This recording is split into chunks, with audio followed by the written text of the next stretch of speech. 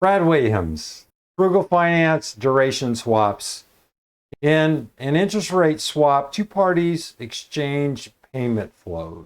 One side receives a fixed interest rate while paying a variable rate, while the other side does the opposite. The swap duration refers how long it takes for these payment flows to be received or paid out.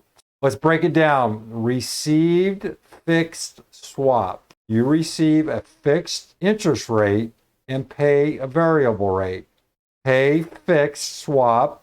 You pay a fixed interest rate and receive a variable rate. The duration of the swap depends on the duration of the underlying bond involved in the swap. If you're receiving fixed payments, the duration is the same as the fixed rate bond's duration. And if you're paying fixed payments, it's the opposite. Duration of a received fixed swap equals duration of the underlying coupon bond minus duration of the underlying floating rate bond greater than 0.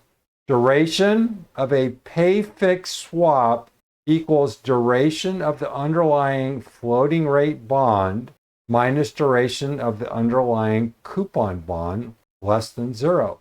The duration of a floating rate instrument equals the time between reset dates for the interest rate. Thus, an FRN with semi-annual payments would have a duration equal to 6 months or 1/2 year.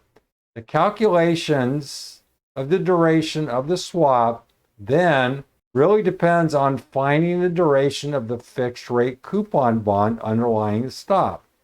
As an example, consider an interest rate swap with a swap fixed rate of 7%, a 10-year of 7 years, and semi-annual payments. Table 22.3 shows the calculation of the Macaulay duration for the coupon bond portion of the swap. As the table shows, the duration of the fixed side of the swap is 11.3 semi-annual periods, or 5.65 years. For the floating side of the swap, duration is 6 months or 1/2 year. Therefore, for this swap, duration of a fixed received swap equals 5.65 minus 0.5 equals 5.15 years. Duration of a pay fixed swap equals 5.15 years. So looking at this information, all we're doing is using Macaulay's, and we're looking at the weighted present value cash flows, which is determined by taking F31, discounting it back by the discount factor, times the period. And we're going to come up with this number.